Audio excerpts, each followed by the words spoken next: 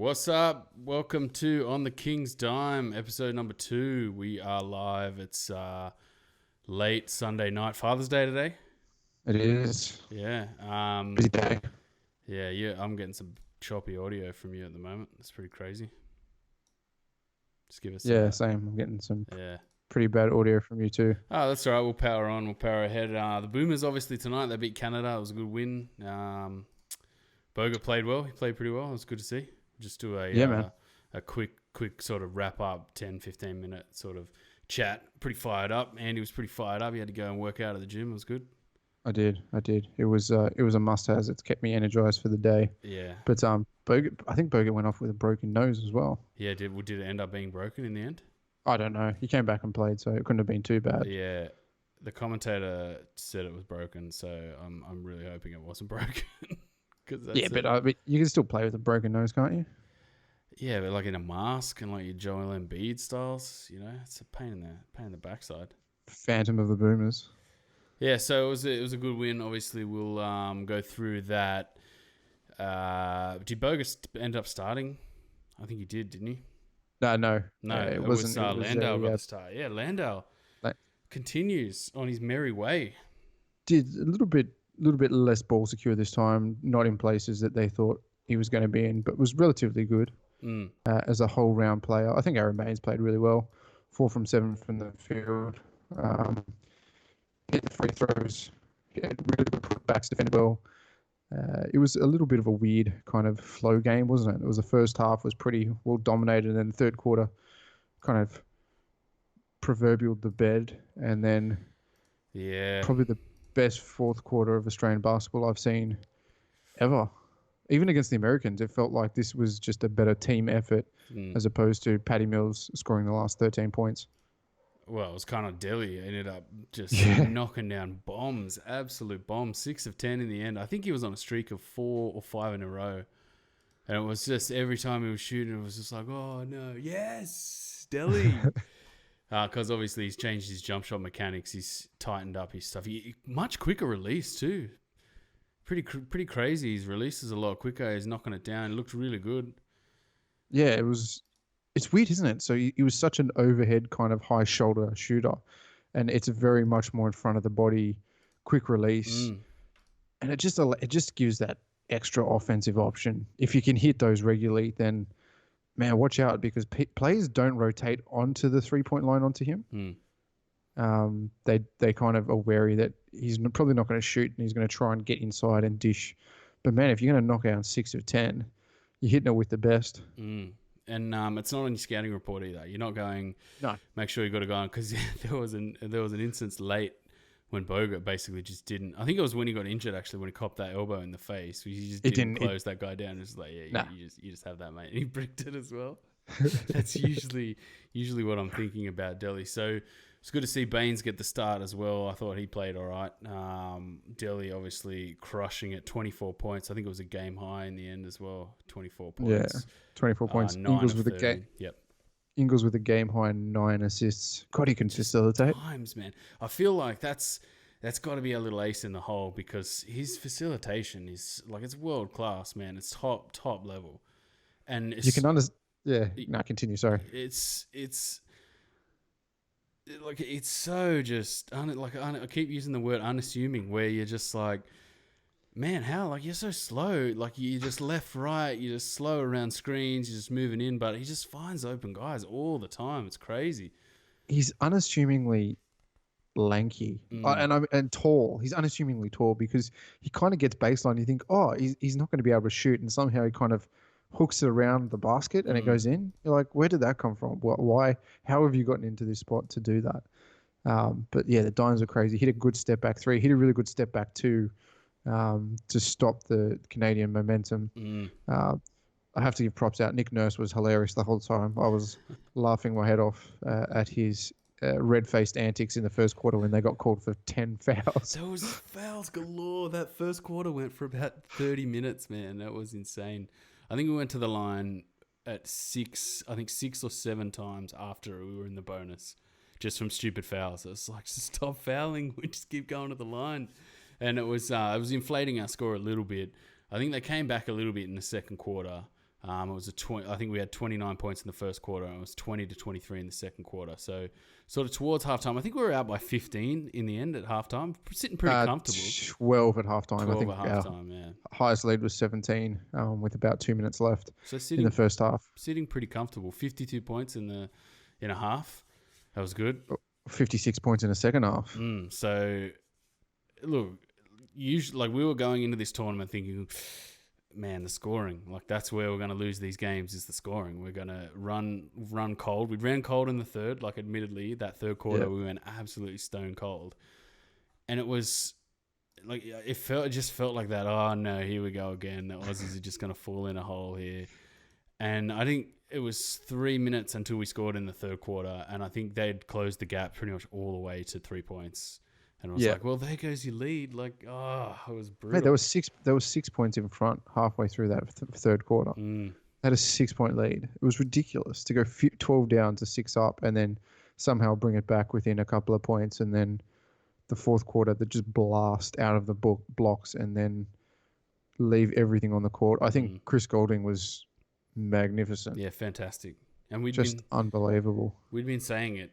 Create your own shot. Like he had so many chances in those 4 games, man, to just go create your own shot, man. Take the ball, go to the hoop, like, you know, like cook a guy and step back, hit some shots. And finally tonight he did it. Like, I felt like every time he came off the bench, he's just getting involved, making things happen, getting to the basket. Like, he had this crazy, like, just circus finish where he just went over this dude and just put it in, and he was like, yes. Yeah. He kept going. I think he fouled out in the end as well. He did. Yeah. Well, 4 of those fouls were just bad, man. Bad calls. But there were some bad calls on both sides. But Nick Nurse's reaction. He got teched in the second quarter as well. I think there was 3 techs. Like in the first half, three separate techs. It was pretty chippy game, but like not you know, malicious, but it was a well hard fought game. I really thought Canada were going to run over us, because it sort of felt like we were real frantic in the first, not frantic, but we came out with some real adrenaline like pumping in that first half. And it felt like the juice kind of got sucked out of us in that third, where sometimes you don't recover from that. Like the juice gets sucked out of you and you're just like, oh God, we couldn't regain it, boys. You know, the Kings kind of went through that a few times last year, where the juice just got sucked out of that team, and then that was it. Like, you knew that you'd shut up shop, that it's over, sort of thing. But it was good to see Goulding come off the bench. Apart from that, we pretty much shortened the rotation. Mitch Creek only got 7 minutes. Looking down here. And then Sobe, Barlow, and Glidden, just some trash seconds. Or -5 as well. In those minutes. Oh, yeah, but this is what Canada. It was the shooter for Canada. What's his name? Sorry, I'm just going to get. No, not Pangos. It was Heslip. Yeah, but he knocked down 2 threes. We just, who are you? Like, where did you come from? Did you just come out of the gym somewhere up in Guangzhou? He played for 9 minutes. Like, what is going on? Like, he knocked down 2 threes. Was it 2 threes in about a minute and a half?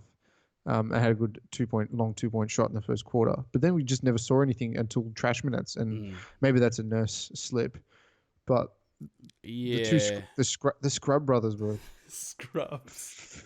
They were absolute scrubs. Phil Scrub was -27 on the box score. Thomas Scrub -6. Yeah, Phil actually, Phil played quite well, and it was a tough sell. -27. But playing against Baines and Bogut, like, it's a tough sell, and they didn't have Brissett. I think Brissett's still injured. Wiltshire, who played quite well in those 2 games against us in Australia, did nothing. They didn't hit their chances. 33% from beyond the arc. I do like Kajami Keane. Literally got on for 3 seconds, fouled Paddy Mills and was yanked. Yeah, man. I think he got scored on too, pretty badly as well. Yeah, and then he was in for 1 minute, 1 minute 21 seconds, -7.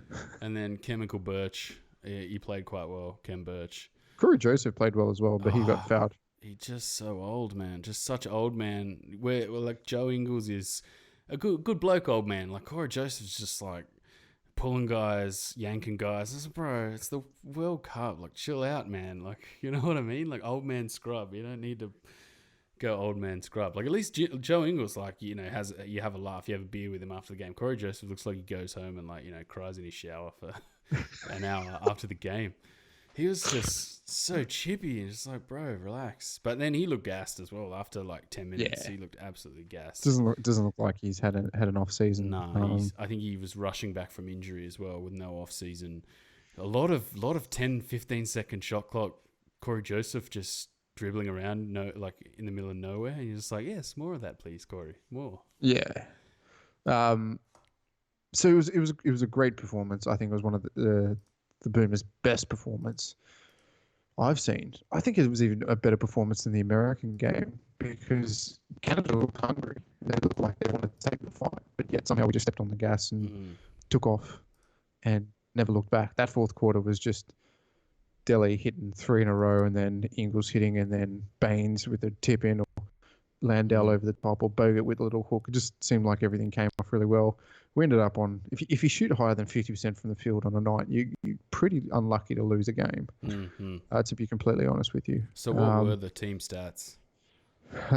Canada shot about 47% from the field. We shot about 57% from the field. They were 33% from 3, which is not terrible. We were 41%. So it was a percentages game. We hit more shots. I think defensive side, they got a lot of fluky shots off. Mm-hmm. Yeah, we were talking about that during the game. Like, jeez, a lot of really tough shots just going down. I felt like they had that in the 2 games we played in Australia. A lot of their offense was just like, whoa, like that was a nice, like a few nice makes there, boys. Like, well done. Whereas us in those games, like, it felt such a struggle. Whereas in this game, like, we were knocking down crazy shots, and it energized you. Like some of those Holdings finishes, and then some of Joe Ingles' finishes in traffic, makes you just go yes. And even Nick Kay had a nice finish where he grabbed the ball, went left, and then went over someone. It makes you it gives you energized, gives you a rev up. And it felt like in the 4 of those games against the US and the Canada, like we didn't have any of that. Like we were like setting up, Joe Ingles, somebody's open, get it to him open, like nice. Whereas we had some more hustle plays where I felt like I'm wondering if those warm-up games were really just, we'll just go at 70%, boys. We'll give it a crack against the US if we get there, but otherwise we'll just go at 70%.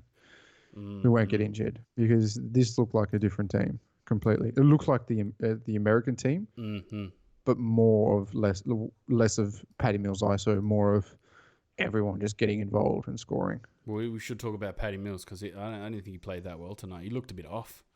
He looked a bit off. He didn't really shoot a lot. Got to the line a lot. Plus 18 on the night. Jeez, that's not too bad. Got tanked a fair bit. Got to the line a lot. Didn't hit the 3 ball really well. 6 times. 6 times. I mean, all right. So maybe he did play well, but it just didn't feel like, after that USA series, that was like Paddy Mania. In this game, it felt like Paddy, you do something. Well, I think when you look at the teams and you can look at the end of the group stages, Australia would be on top on the assist count, 100%. But it's just the way they play basketball. I don't think there's another team that quite play basketball like it. So if we go to some of the other games that have kind of come up, the total team. So we'll take a random game out. Dominica Jordan. Yeah. Yeah. We'll take a random game here and look at the stats for dishes. Dimes, dishes. Assists. Also, Senegal are getting absolutely monstered by Lithuania as we speak. So Lithuania are a dark horse, man. I mean, they're ranked 6th in the world. It's the first quarter. It's 26-10 in the first quarter. Mammoth. I just kind of realized too that I'm wearing my Father's Day Thor shirt that I got from my daughter. Very nice. Yeah, that's a bit embarrassing, isn't it? Nah, mate, it's all good. 15 assists for Dominican Republic, and for Jordan, 12 assists in a 80-76 game. With a cape. That's right. With a cape. So how do you think Bogut played tonight anyway? Yeah, played well. I think he played really well. Yep. Going back to the Kings, that big block at the end just to say, you're over. Such a beautiful Fiba play, wasn't it? Oh, it was lovely. Just kind of standing there waiting. Yeah, no, there's no 3 seconds here. Bang. Thanks for coming. a lot of a lot of smart plays, a couple smacking off the rims. Obviously, that's legal in FIBA. Just they're much better. They're a much better FIBA team than they would be in an NBA rules comp. I think bigger court. The fact that they can close down, screen setting was second to none. Much better than Canada's. I thought Kevin Pangos probably played the best, but his stats didn't really reflect that. A lot of dishes, but the problem with Pangos is that there's just so much Corey Joseph. I'm going to take the ball for 15 seconds, and it's just like, dude, you've got Kevin Pangos there. Like, what are you doing? Stop just hogging the ball. Like, it really felt like I'm just going to do it for everyone, man. I didn't play in those other games, but I'm just coming out here to prove something. And I felt like it hurt them, man. Like, it's a lot of, like, dribbling out to the wing and then trying to just rinse Joe Ingles and then not going anywhere. And then after one or two times, you're like, dude, just tuck it back in the pocket. What are you doing? And they just kept trying to do it. I was like, what are you doing, man? Like, give the ball to Pangos. Like, he was, like, knocking down shots. He was getting to his spot too, but he just kept taking the ball off him when, it worked out great for us. So I think Canada's also a team that's very much like in the Australian situation. Probably even more so is that they've got a lot of talent that's not playing.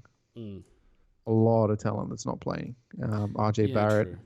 Tristan Thompson. I mean, that's a center that can go up against Bogut and Baines any day of the week. So Olynyk.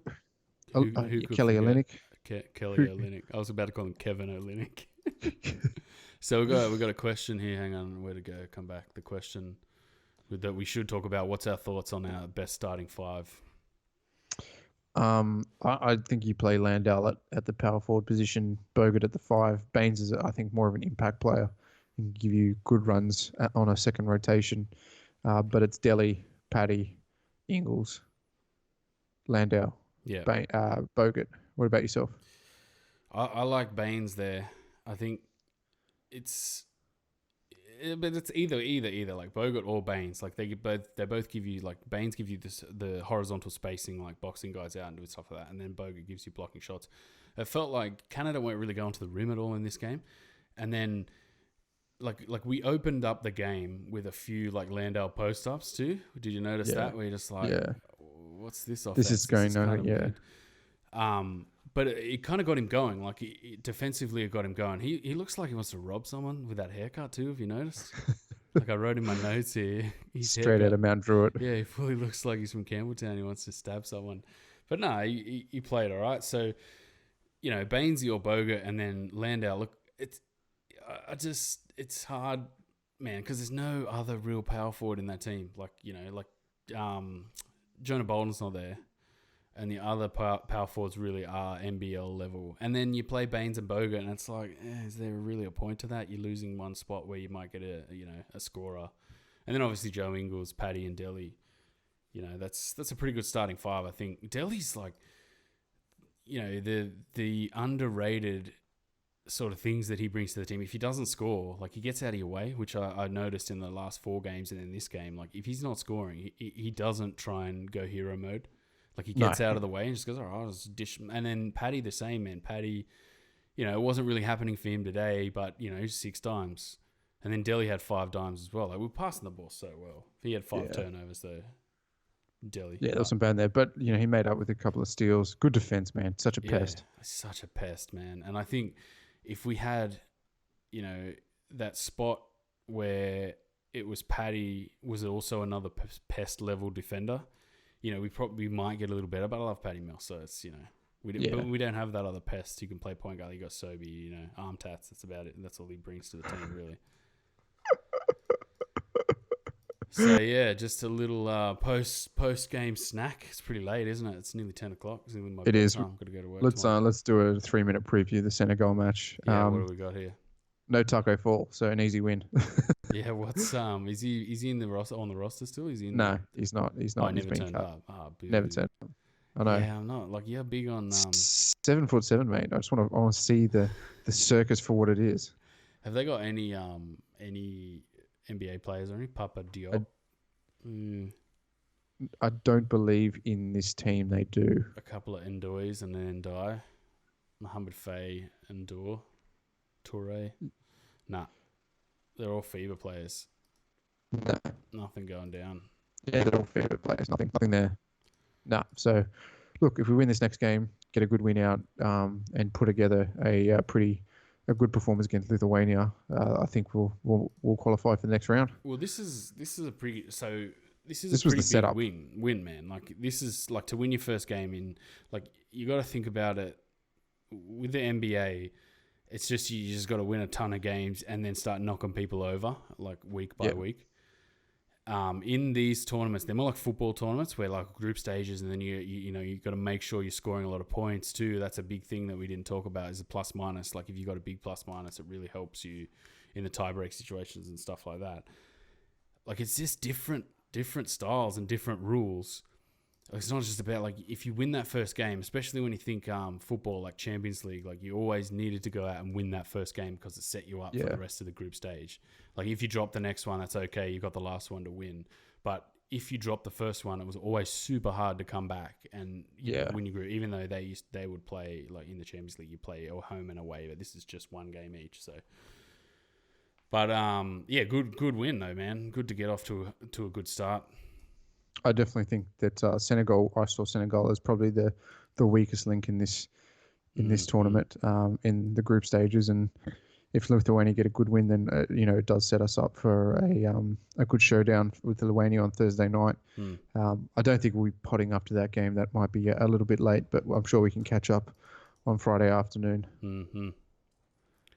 No probs. All right, we'll wrap it up there. Make sure you like, share, and subscribe. We've got YouTube, Facebook. Well, we're not really on Twitter. I made a Twitter account, but I just don't really use Twitter that often. It's hard to use. And then now we're on Patreon. That's it. My hand gets contrasted there. Yeah. So if you're keen to throw some dollars our way, so we're making more content, Kings fans especially, we want to spend that money on making better content and doing stuff like that for you.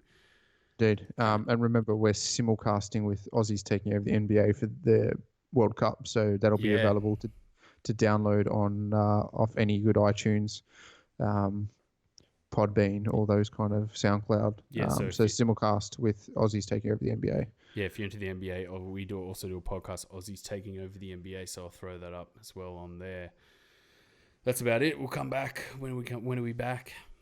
Probably Friday. We'll come back after the Lithuania and do a wrap of the group stage. But it was just good to get the win in. Yeah. And get pumped up. Have a chat about it. Go strong, boys. Strong. All right, and we'll see you guys next time on the King's Time.